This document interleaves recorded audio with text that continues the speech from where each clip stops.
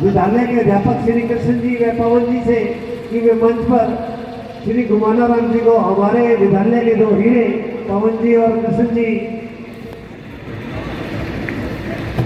वे श्री घुमानाराम जी को समर्पित चिन्ह देकर अपनी कृतज्ञता व्यक्त करें।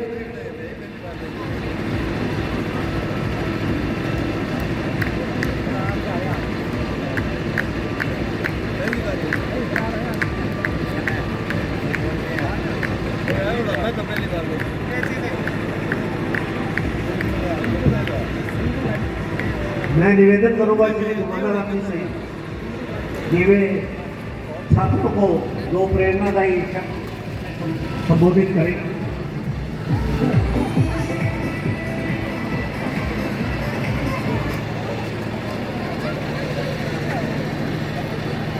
मैं सर्वप्रथम सम्मानित मंच का आभार प्रकट करता हूँ जिन्होंने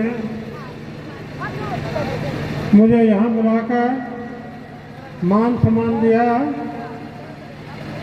इसलिए बहुत बहुत तहे दिल से आभार व्यक्त करता हूँ। मैं इस गांव के भोमबली को, माता रानी को, समस्त देवतागण को दंडवत प्रणाम करता हूँ। मेरा ये विद्या का पहला मंदिर है जिसके अंदर मैंने माँ सरस्वती के दर्शन किए। इस पुण्य भूमि को, पवित्र भूमि को मैं वंदना करता हूँ और तिलक लगाता हूँ इस पवित्र मिट्टी का। इस मिट्टी की वजह से मैं आज आपके सामने इस मुकाम पर पहुँचा हूँ। इस धरोहर को, इस पवित्र भूमि को मैं कभी भूल नहीं सकता। मेरे सामने बैठे हुए बुजुर्गों, हम उम्र साथियों, नौजवानों, प्यारे बच्चों, ये मेरा सरस्वती का पहला मंदिर है जिससे मैंने शिक्षा ग्रहण की। इस स्कूल की नींव मैं आप सबको बता देना चाहता हूँ।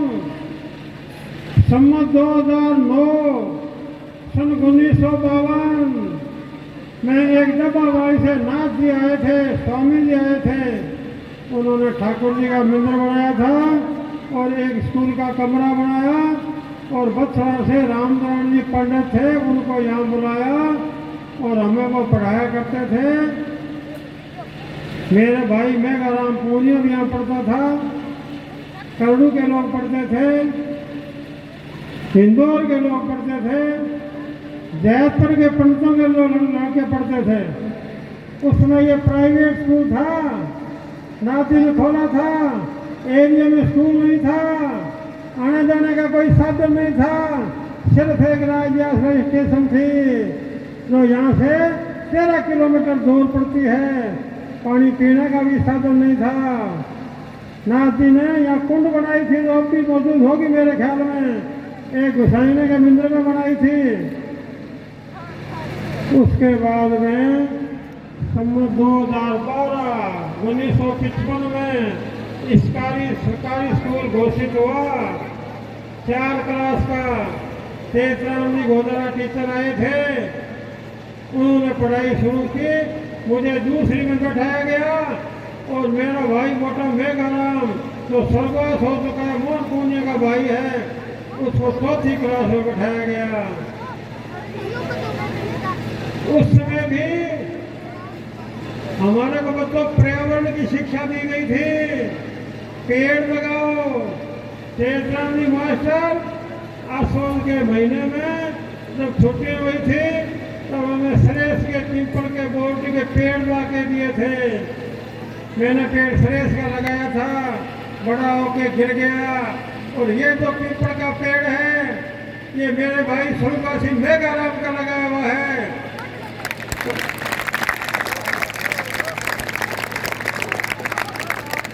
आपको भी मैं ये कहना चाहता हूँ कि पर्यावरण को बचाना बहुत ही जरूरी है। और आप लोग मेरा कहना मानो, ध्यान से सुनो बच्चों।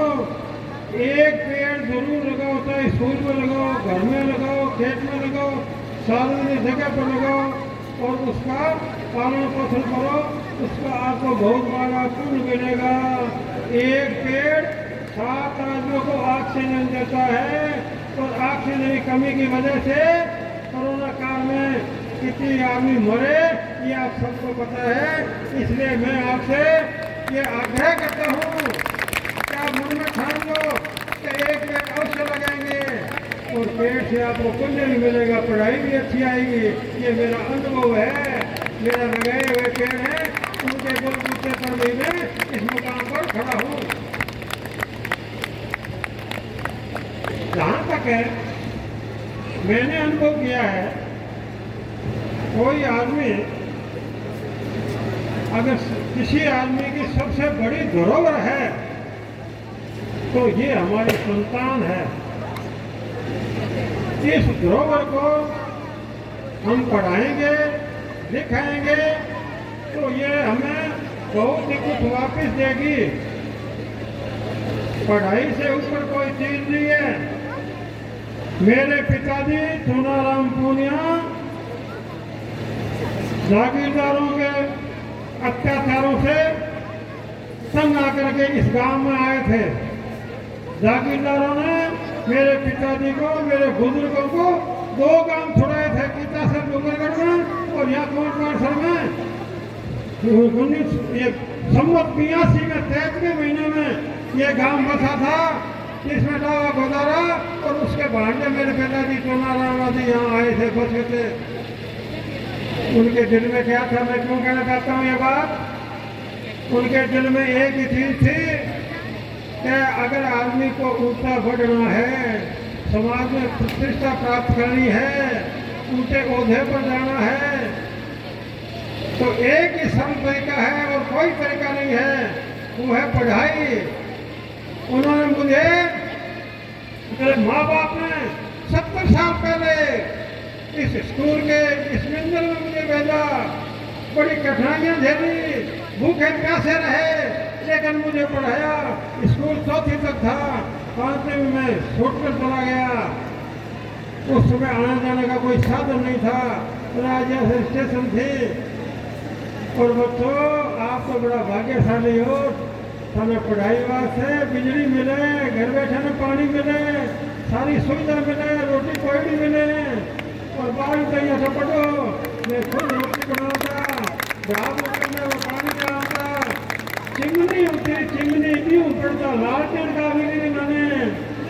लेकिन मैंने मेरे पिताजी के वे पद कमलों पर चल करके, बड़ी कठिनाइयों से भूखा प्यासा रह करके, कम खर्चा करके विद्या ग्रहण की, जिसका परिणाम है कि मैं आज इस मुकाम पर हूँ। बच्चों, इससे पढ़ाई से बढ़कर कोई ऊंची चीज नहीं है। इसको कोई चुरा नहीं सकता, आपसे बंटा नहीं सकता। धन दौलत चल अचल संपत्ति, पशुधन, जमीन, भाई रिश्तेदार बंटा देते हैं, तोड़ ले जाते हैं, लेकिन पढ़ाई को न कोई बंटा सकता, न कोई तोड़ ले जा सकता। ये अंत में आपके साथ में जाएगी, ये चीज देती है। इसलिए ये आपका समय है, इस समय को बर्बाद मत कर देना। ये समय दोबारा नहीं आएगा। ये बड़ा कीमती समय आपके लिए, आपकी जिंदगी बनाने के लिए। और विशेष कर मेरी बेटियों को मैं कहना चाहता हूँ कि आप अपने पैरों पर खड़े हो जाइए, नहीं तो आपको बहुत ज़्यादा ससुराल में तकलीफ होगी।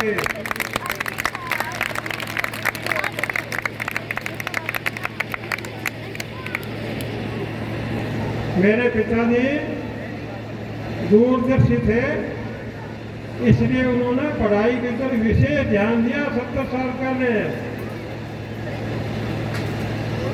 और उसी का कारण है कि मैं सन 1971 में एडवोकेट वकील बन के आया यहाँ सूटगढ़ तहसील के अंदर। इस एरिए में शहर को छोड़ करके ग्रामीण क्षेत्र में पहला वकील घुमाना पूरे एडवोकेट बना। और इसी प्रकार से मेरा लड़का रजनीश पूनिया सूटगढ़ शहर पीड़बिना शहर को छोड़ करके पीड़बिना तहसील सूटगढ़ तहसील के ग्रामीण क्षेत्र का पहला आरपीएस है।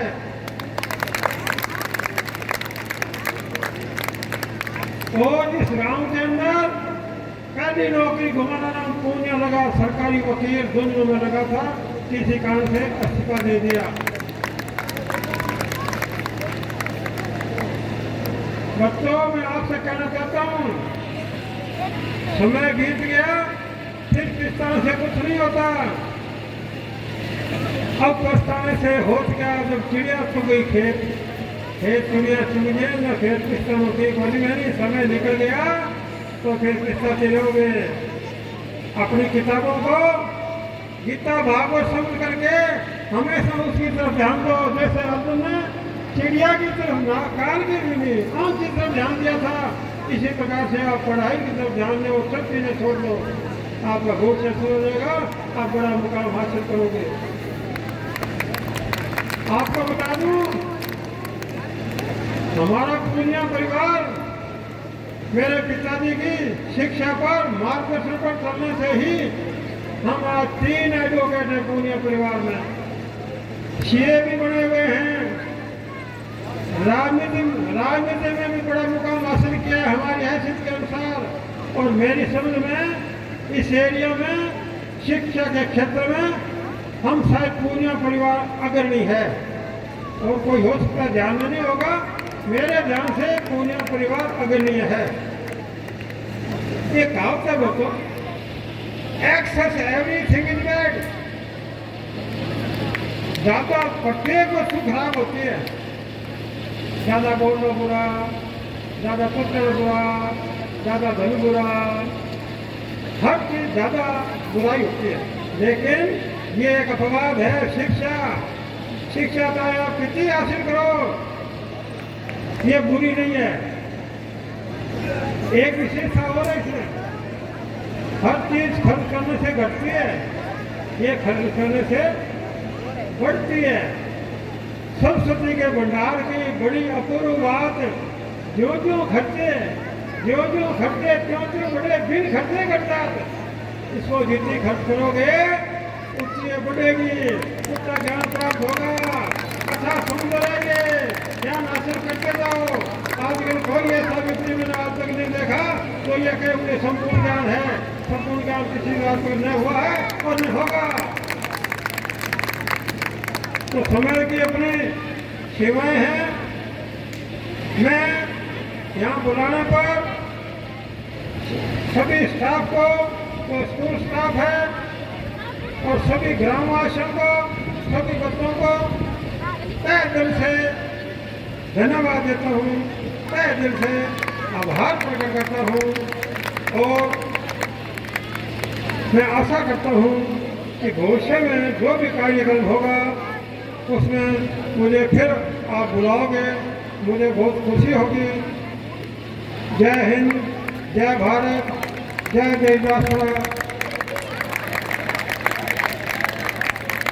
धन्यवाद बहुत।